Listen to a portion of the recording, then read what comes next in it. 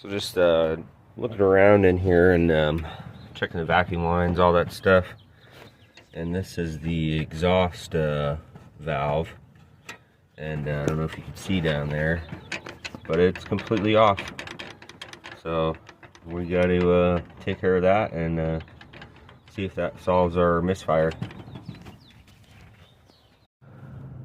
So I'm thinking that's the culprit right there. See, it's all dry rotted.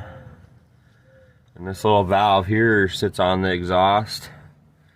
And what it does is helps heat up the motor. But I think what we're going to do is go ahead and